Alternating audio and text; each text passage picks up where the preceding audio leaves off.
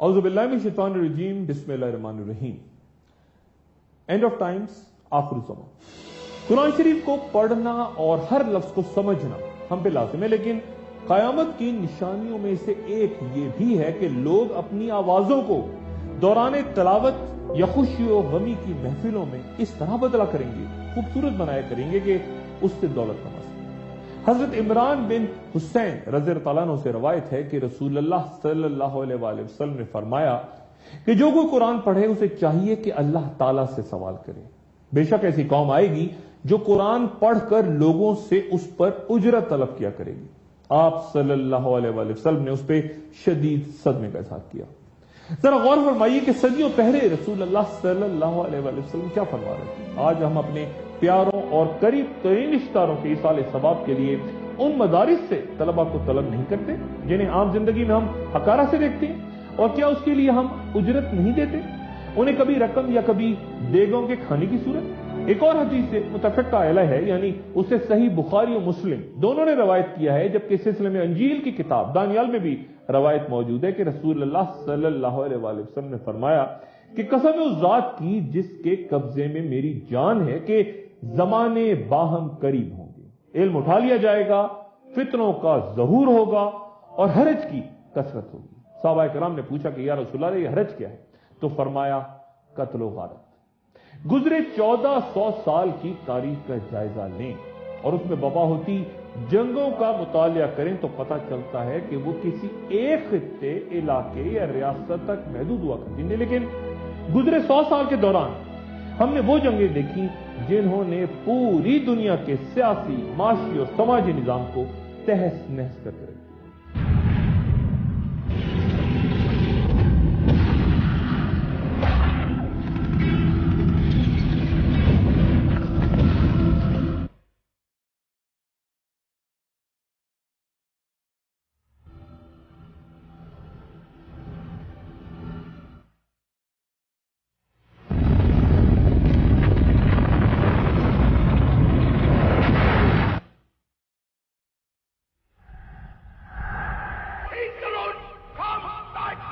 Cannot be asked to close his mind.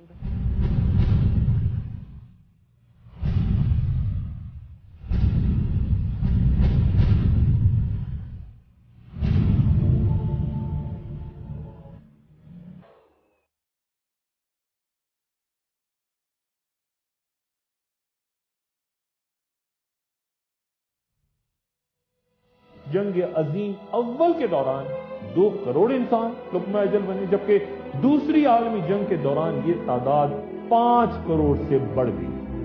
اس کے بعد چین، گواتیمالا، Congo, Cuba, Vietnam, لبنان، Kashmir, Yugoslavia اور چیچنیا کے حالات آپ کے سامنے ہیں، لیکن افغانستان، عراق، ایران، لیبیا، شام، مصر، یمن، مشرق وسطیٰ کے دیگر ممالک بشمول اسرائیل اور یورپ کی موجودہ صورتحال اور پھر جنوبی ایشیا کے ممالک کا تذکرہ بعد میں تفصیل کروں گا کہ وہ آخر الزماں کے حوالے سے کچھ تفصیل چاہتے ہیں۔ حضرت ابو ہریرہ رضی اللہ تعالیٰ عنہ بیان فرماتے ہیں کہ رسول اللہ صلی اللہ علیہ وآلہ وسلم نے فرمایا کہ اس ذات کی قسم جس کے قبضہ و قدرت میں میری جان ہے، دنیا ختم نہیں ہوگی یہاں تک کہ لوگوں پر ایسا دن آئے گا کہ قاتل نہ جان سکے کہ اس نے کس وجہ سے قتل کیا، اور نہ مقتول کو معلوم ہوگا کہ وہ کیوں مارا گیا۔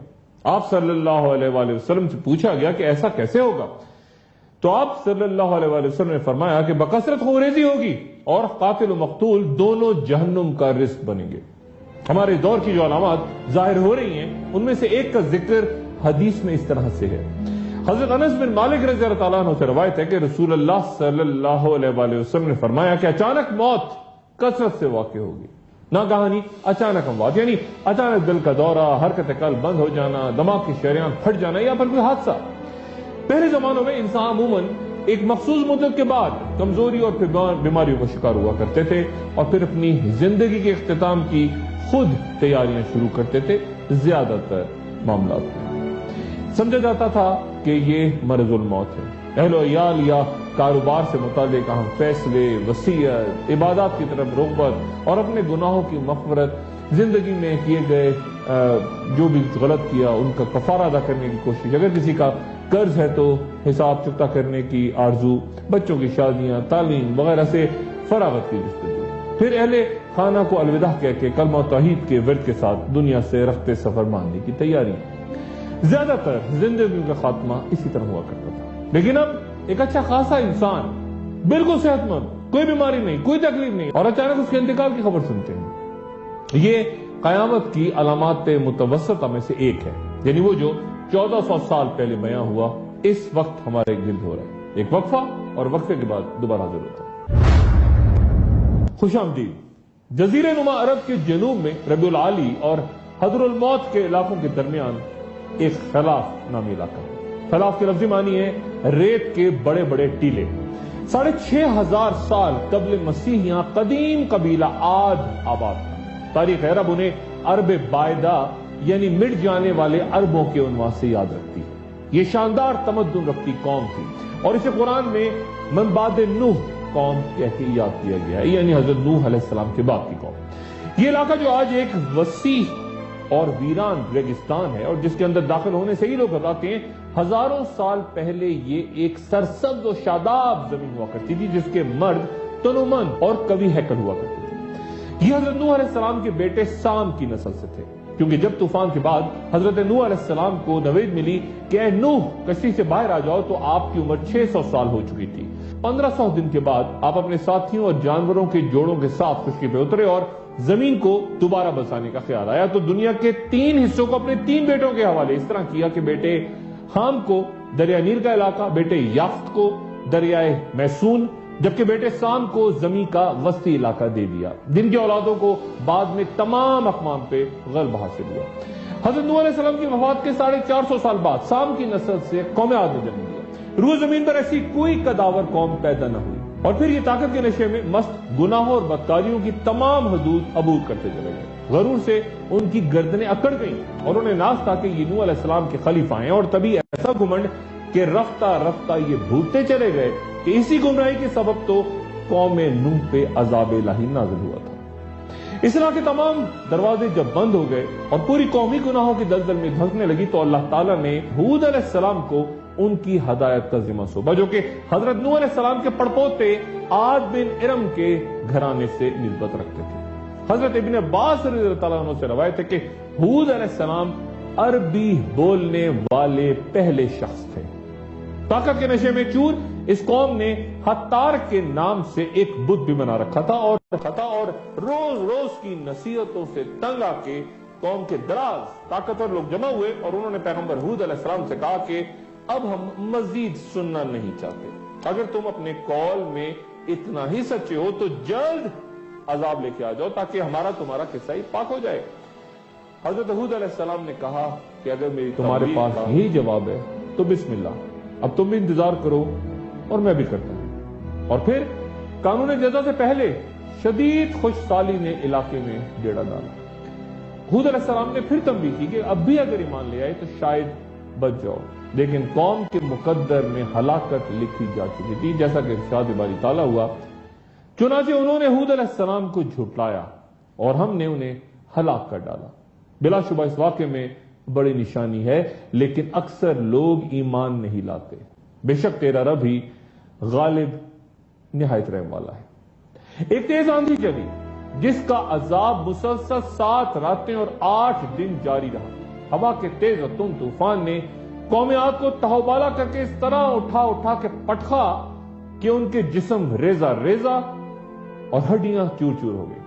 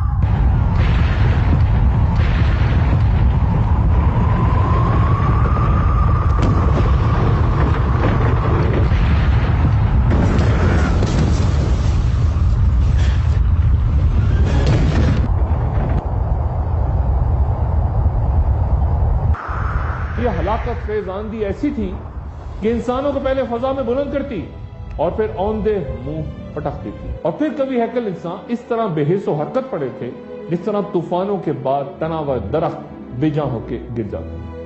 قوم ہود کے اس واقعے کا تذکرہ عربی زبان کے ایک محاورے میں بھی ملتا ہے کہ عہد رسالت میں جب کسی نمائندے کو عام مقصد کے لیے بھیجا جاتا تو کہتے کہ عاد کی طرح نہ بن جانا، یعنی عیش و عشرت میں ڈوب کے اپنا مقصد نہ بھول جانا۔ مفسرین ہلاک شدگان کی تعداد 4000 بیان کرتے ہیں۔ اہل عرب ہود علیہ السلام کی وفات اور قبر کے حوالے سے مختلف دعوے کرتے ہیں۔ بیشتر کے نزدیک وہ قوم عاد کے مارے جانے کے بعد حضر الموت کے شہروں کی طرف ہجرت کر گئے تھے، وہیں ان کی وفات ہوئی اور واقعی برہوت کے قریب حضر الموت کے مشرقی حصے ایک شہر تمیم سے تقریباً 2 مرحلے پہ ان کی تدفین ہوئی، جبکہ کچھ کے نزدیک ہود علیہ السلام فلسطین کے مقام جبریش یا پھر عراق کے شہر نجف۔ اور علامہ حبلی رحمۃ اللہ علیہ سیرت الحبلیہ میں لکھتے ہیں کہ حضرت ہود علیہ السلام اور حضرت صالح علیہ السلام دونوں کی قبریں مسجد الحرام میں رکن یمانی اور حجر اسود کے درمیان ہیں۔ ام المومنین حضرت عائشہ رضی اللہ عنہا فرماتی ہیں کہ ایک روز رسول اللہ صلی اللہ علیہ وآلہ وسلم میرے پاس تشریف لائے اور فرمایا کہ عائشہ، میرے جانے کے بعد تمہاری قوم کے لوگ یعنی عرب جلد ہی مجھ سے ملیں گے۔ حضرت عائشہ صدیقہ رضی اللہ عنہا فرماتی ہیں کہ میں نے پوچھا کہ پھر اس وقت یا اس کے بعد کے لوگوں کا کیا حال ہوگا؟ تو آپ صلی اللہ علیہ وآلہ وسلم نے فرمایا کہ وہ بغیر پروں والی ٹڈی کی طرح ہوں گے، طاقتور کمزور کو کھا جائے گا حتیٰ کہ ان پر قیامت عام ہو جائے گی۔ وہ صرف علامات قیامت میں ہی دولت و طاقت کا نشان نہیں، کیونکہ یہ عذاب تو پہلے بھی قوم ہود سمیت دیگر اقوام پہ نازل ہوا۔ پھر رسول اللہ صلی اللہ علیہ وآلہ وسلم نے موجودہ دور کی یوں بھی خبر دی کہ مسافتیں کم ہو جائیں گی، شہروں اور ممالک کا درمیانی فاصلہ کم ہوگا اور ایک بازار سے دوسرے بازار تک پہنچنا آسان ہو جائے گا، خواہ فاصلہ کتنا ہی زیادہ کیوں نہ ہو۔ فتنے نہ پھیل جائیں، جھوٹ کی کثرت نہ ہو اور بازار قریب نہ ہو جائیں۔ پھر انجیل کے عہد نامہ قدیم کی کتاب دانیال کے 12ویں باب کی آیت 3 اور 4 کے ترجمے کے مطابق دانش مند رہنما آسمان کی تمام روشنی کے ساتھ منور ہوں گے، اور جنہوں نے بہت سے لوگوں کو حق کا راستہ دکھایا ہوگا وہ آسمان کے ستاروں کے مانند چمکیں گے۔ اس نے یعنی فرشتے نے مجھ سے کہا کہ اے دانیال، اب تم اپنی باتیں بند کرو اور کتاب کو قیامت تک کے لیے سربمہر کر دو، بہت سے لوگ ادھر ادھر دوڑیں گے اور علم کی کثرت ہوگی۔ یہاں یہ بھی عرض کرتا چلوں کہ بائبل کے کنگ جیمز ورژن میں علم کی کثرت کے الفاظ کی بجائے یہ عبارت یوں ہے کہ اس دوران بہت سے لوگ یہ جاننے کی کوشش کریں گے کہ کیا واقعات رونما ہو رہے ہیں اور وہ اپنی کوششوں کو ضائع کریں گے۔ انجیل کے برعکس جہاں قیامت سے پہلے علم کی کثرت کا ذکر ہے، ایک حدیث متفق ہے یعنی مسلم و بخاری دونوں کی روایت کے مطابق قیامت سے پہلے علم اٹھا لیا جائے گا۔ بظاہر یہاں دونوں بیانات دونوں کتابوں میں اختلاف نظر آتا ہے، لیکن میری نظر میں اختلاف نہیں ہے، کیونکہ ہم جس دور میں زندہ رہتے ہیں اسے علمی سیلاب کا دور کہا گیا ہے، خصوصاً کمپیوٹر کی ایجاد کے بعد معلومات کا زمانہ۔ میں نے یہاں معلومات یا انفارمیشن کا لفظ استعمال کیا ہے، علم یا نالج کا نہیں۔ علم اور معلومات یعنی علم اور نالج میں بڑا فرق ہے۔ آج کا میڈیا آپ کو خبروں کی صورت معلومات تو فراہم کرتا ہے جس کا علم سے کوئی تعلق نہیں، اور خبروں کے سیلاب میں انسان بالکل بے بس نظر آتا ہے۔ چند سال پہلے لندن میں ایک سیمینار کا عنوان تھا انفارمیشن اوور لوڈ، جس میں بتایا گیا تھا کہ پوری انسانی تاریخ میں جتنے بھی سائنسداں کسی بھی دور میں پیدا ہوئے ان کی مجموعی تعداد سے زیادہ اس وقت زندہ ہیں، اور وہ سائنس کی معلومات میں 8 سے 10,000 صفحات فی منٹ کے حساب سے اضافہ کر رہے ہیں، یعنی 60 کروڑ صفحات کے برابر تحریری مواد یومیہ، اور اس میں سے اکثر انٹرنیٹ پہ بھی جاری ہو رہا ہے۔ آج دنیا کی آبادی 7 ارب ہے اور اس میں سے 2.9 ارب آبادی انٹرنیٹ استعمال کرتی ہے۔ 2004 میں متعارف ہوئی فیس بک کی مارکیٹ ویلیو اس وقت $212 ارب سے زیادہ ہے، جس کے ذریعے ہر روز تقریباً 890 ملین انسان ایک دوسرے سے رابطہ کرتے ہیں، جبکہ ٹویٹر کو جو کہ چند سال پہلے یعنی 2006 میں ہی متعارف ہوا، آج 500 ملین لوگوں سے زیادہ باہمی رابطے کا وہ سبب ہے۔ 1970 میں جب امریکن خلائی جہاز اپولو 13 خلا میں کہیں گم ہو گیا تو امریکن خلائی ادارے ناسا کو اسے تلاش کرنے میں 90 منٹ لگے، اور آج ان کے تجزیہ کار کہتے ہیں کہ اگر ہم کاغذ قلم اٹھا کے ان معلومات کو تحریر کرنے کی کوشش کریں تو ہمیں اس میں 10 سال لگیں گے۔ چنانچہ اس دور میں حدیث مبارکہ کے وہ الفاظ کہ علم اٹھا لیا جائے گا بات سمجھ میں آتی ہے، لیکن جیسا کہ میں نے پہلے عرض کیا کہ یہ معلومات کا سیلاب ہے، علم کا نہیں۔ کبھی ایک معمولی سی سوئی پہ نظر رکھتے کرشموں کی موجودگی میں آئے دن بڑے بڑے مسافر طیارے غائب ہو رہے ہیں، نامعلوم وجوہات کی بنیاد پہ کریش ہو رہے ہیں، اور معلومات کا یہ سیلاب اس علم کو بھی بھا کے لے گیا ہے جو انسان کے لیے دنیا میں حیات طیبہ اور آخرت میں دائمی ضابطے کا پیغام تھا۔ انفارمیشن اوور لوڈ کہ اس افرید سے پوچھئے کہ کیا اس نے عام انسان کو پہلے سے بہتر بنا دیا ہے؟ کیا ہمیں اس کائنات کے خالق کے بارے میں پہلے سے کچھ زیادہ معلومات فراہم ہو گئی ہیں؟ کیا پڑھنے لکھنے اور ڈگریاں حاصل کرنے سے ہماری جہالت ختم ہو گئی ہے؟ ہم باخبر تو بن گئے، لیکن کیا عالم بھی بن گئے؟ کیا رشتوں کا تقدس بھی بہتر ہو سکا؟ اور کیا مخلص اور دیانتدار انسانوں کی تعداد دنیا میں زیادہ ہو گئی؟ کیا قتل و غارت میں کچھ کمی واقع ہوئی ہے؟ اور کیا بھوک و افلاس ختم ہو گئی؟ چنانچہ حدیث مبارکہ کے مطابق جس علم کے اٹھ جانے کی خبر دی گئی ہے وہ قرآن و سنت کے علاوہ کچھ نہیں۔ یعنی مجھے یہ تو خبر ہو کہ سمندر میں کتنی مچھلیاں تیرتی ہیں، یا جنگلوں میں کتنے شیر اور چیتے گھوم رہے ہیں، یا پھر آج کی دنیا کے کس علاقے میں طلوع یا غروب آفتاب کا کیا وقت ہے، لیکن یہ خبر نہ ہو کہ میری اپنی زندگی کا مقصد کیا ہے اور خالق کائنات نے مجھے اس دنیا میں بھیجا کیوں تھا۔ اور میرے لیے تمام معلومات، یہ تمام خبریں پھر وبال جان ہوں۔ کالجوں یونیورسٹیوں کی بہترین مہنگی ترین ڈگریاں میرے لیے بیکار ہوں گی۔ جیسا کہ پہلے حدیث میں بیان کر چکا کہ رسول اللہ صلی اللہ علیہ وسلم نے علم کے اٹھائے جانے کے بعد ہر طرف قتل و غارت کی خبر دی۔ غرض یہ کہ رسول اللہ صلی اللہ علیہ وسلم کے وہ معجزات جو آپ کے وصال کے بعد صدیوں بعد ظاہر ہو رہے ہیں، اور آئندہ کے بھی جن کے بارے میں آپ خبر دے گئے، بلا شبہ ایک ایک کر کے سامنے آ رہے ہیں، اور آئندہ نسلوں کے لیے آپ صلی اللہ علیہ وسلم کی صداقت اور حقانیت کی مثال ہے۔ یہ سب وہ علامات متوسطہ ہیں جو ظاہر ہو رہی ہیں، لیکن ابھی اپنے انتہا کو نہیں پہنچی، لیکن ان کی رفتار میں ہر روز اضافہ ہو رہا ہے اور تیزی آ رہی ہے اور ہوتی چلی جائے گی، یہاں تک کہ تیسری قسم کی علامات ظاہر نہ ہو جائیں۔ مثلا صحیح بخاری کی وہ حدیث جس کا تذکرہ میں ایک وقفے کے بعد کروں گا۔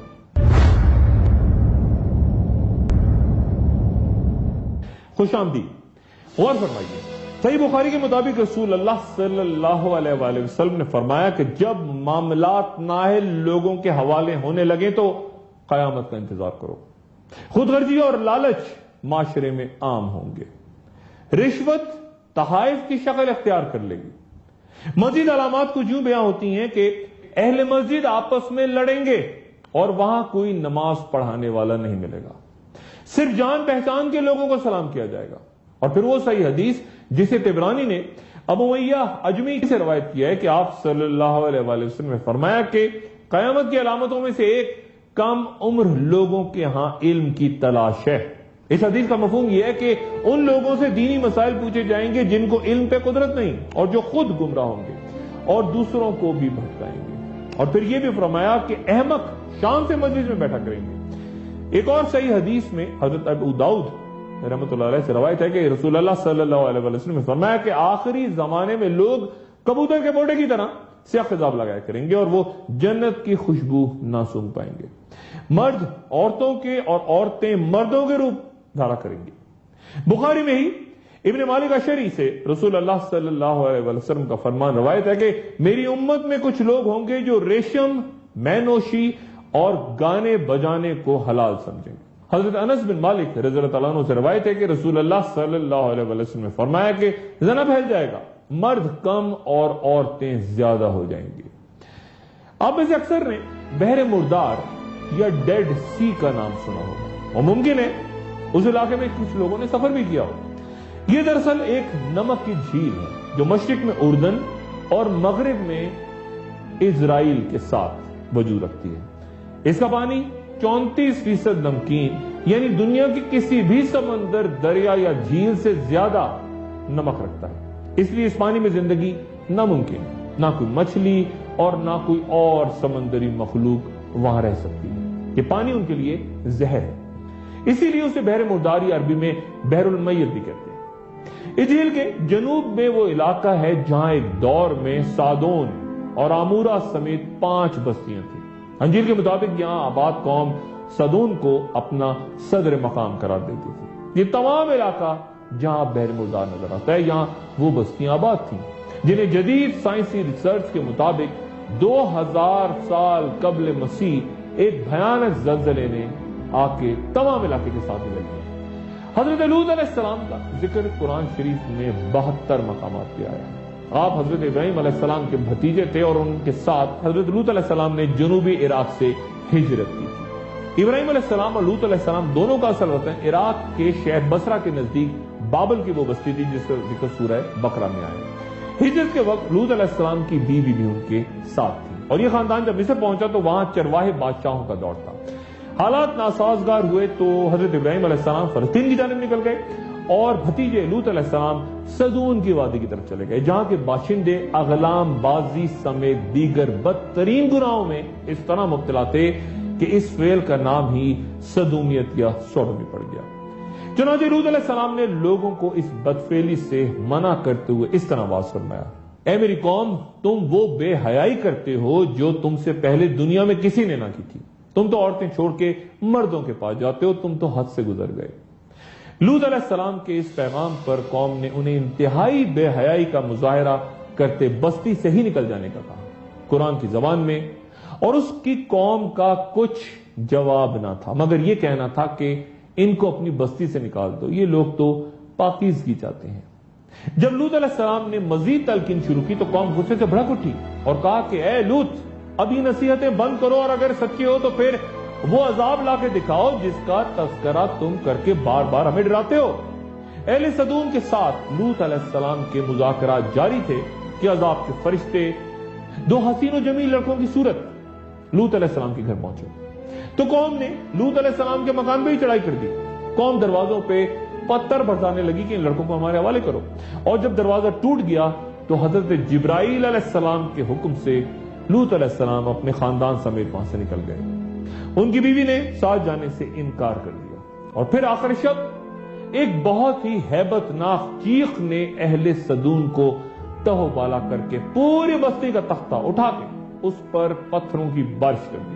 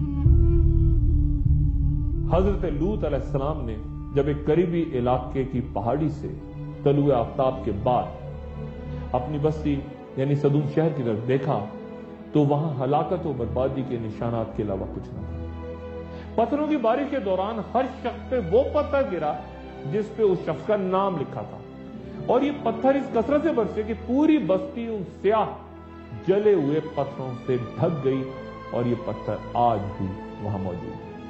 قیامت اس وقت تک قائم نہ ہوگی جب تک یہ صورتحال نہ پیدا ہو جائے کہ زمین پر کوئی ایک شخص ایسا نہ رہے جس کی اللہ کو ضرورت ہو۔ نوبت یہاں تک پہنچ جائے گی کہ دن کی روشنی میں علل اعلان رستوں پر بدکاری ہوگی، اور کوئی شخص اس پہ اعتراض نہیں کرے گا اور نہ ہی اسے ہٹانے کی کوشش کرے گا۔ اس روز معاشرے کا بہترین شخص وہ ہوگا جو زانی مرد سے کہے گا کہ تم نے اسے رستے سے تھوڑا ہٹا لیا ہوتا، اور یہ بات کہنے والے کی اس دور میں وہی حیثیت ہوگی جو آج ابو بکر صدیق رضی اللہ تعالیٰ عنہ اور حضرت عمر فاروق رضی اللہ تعالیٰ عنہ کی ہے. اور پھر صحیح بخاری و مسلم میں کئی جگہ یہ روایات بھی کہ شراب و زنا عام ہوگا تو پھر جن گناہوں کی پاداش میں قوم لوط بدترین عذاب کی مستحق ٹھہری، کیا قانون سزا و جزا میں تبدیلی ممکن ہے؟ ہرگز نہیں. ایک اور عام پیشگوئی جس میں رسول اللہ صلی اللہ علیہ وآلہ وسلم کا اشارہ موٹر گاڑیوں کی طرف تھا، اسے ابن عفان اور حاکم نے اس طرح روایت کیا ہے کہ رسول اللہ صلی اللہ علیہ وآلہ وسلم نے فرمایا کہ آخری زمانے میں میری امت کے کچھ لوگ پالانوں سے ملتے جلتے زینوں پہ سوار ہو کے مساجد کے دروازوں پہ اتریں گے. حضرت انس رضی اللہ عنہ سے روایت ہے کہ قیامت اس وقت تک قائم نہ ہوگی کہ آسمانوں سے عام بارش تو برسے گی لیکن زمین سے کچھ نہ اگے گا. وقت کے بارے میں فرمایا کہ قیامت تب تک قائم نہ ہوگی جب تک زمانے آپس میں نہ مل جائیں. سال مہینے کے برابر ہو جائے گا، ہفتہ دن کے برابر اور دن گھنٹے کے برابر، اور گھنٹہ ایک چنگاری کی صورت جو کہ چمک کے فوراً بجھ جاتی ہے. یہاں یہ سوال عام ہے کہ جب سال میں اتنے ہی دن ہیں جتنے پہلے زمانوں میں ہوتے تھے، یعنی عیسوی سال میں 365.25 اور اسلامی سال میں 354.36، یہ تعداد تو پہلے بھی اتنی تھی اور آئندہ بھی اتنے ہی مہینوں، گھنٹوں، دنوں اور ہفتوں کا حساب کتاب. تو پھر اس حدیث کا مفہوم آخر کیا ہے؟ اس سوال کا ایک غیر فلسفیانہ لیکن حقیقت پسندانہ مختصر سا جواب شاید صرف اتنا بنتا ہے کہ وقت سے برکت اٹھ جائے گی.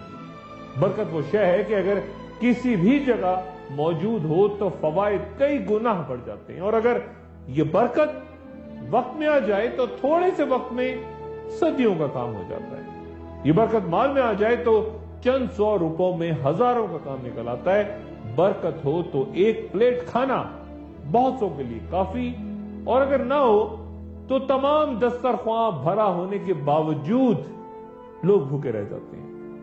مثلا حضرت امام غزالی رحمۃ اللہ علیہ نے صرف 55 سال کی عمر میں اتنی تصانیف چھوڑی کہ آج 60 سال کی عمر پانے والا شخص ان کو پڑھ ہی نہیں سکتا. ان کی صرف یاقوت الہدایہ ہی 40 جلدوں پر مشتمل ہے. رسول اللہ صلی اللہ علیہ وآلہ وسلم کی وہ دعا تو آپ کو یاد ہی ہوگی کہ اے اللہ تو نے مجھے جو کچھ عطا فرمایا اس میں برکت بھی دے. آج دنیا تاریخ کی بدترین مفلسی کی لپیٹ میں ہے. 1.25 ارب انسان پینے کے پانی سے محروم ہے اور ہر 6 میں سے ایک شخص اس وقت بھوکا ہے. دنیا کی کل آبادی کا صرف 1% یعنی صرف 1% لوگ دنیا کی 90% دولت پہ قابض ہیں، اور یہ رقم 110 کھرب ڈالر سے زیادہ ہے. گویا صرف 85 افراد 350 ارب انسانوں سے زیادہ امیر ہیں. پھر قیامت کی وہ نشانیاں جن کی خبر ایک بڑے واقعے کی صورت ہمیں دی گئی، اور وہ سرزمین عرب میں رونما ہوگا. مشرق وسطی کی گلیوں، وادیوں، شاہراہوں اور پہاڑوں پر جاری قتل و غارت، بے چینی، افراتفری اور مختلف گروہوں کا اچانک ابھرنا، اور اس قدر بربریت اور درندگی کا مظاہرہ کہ حکومتیں گرتی جا رہی ہیں، سرحدیں مٹ رہی ہیں اور ریاستیں برباد ہو کر بکھر رہی ہیں. وہیں پھر اس شخصیت کا بھی ظہور ہونا ہے جن کا نام گرامی امام مہدی ہوگا. وہ کب، کہاں اور کس طرح سامنے آئیں گے، اگلی نشست میں گفتگو جاری رہے گی. اپنا دوستوں، رشتہ داروں، گرد و نواح کے لوگوں کا سب کا خیال رکھیے گا. اللہ حافظ.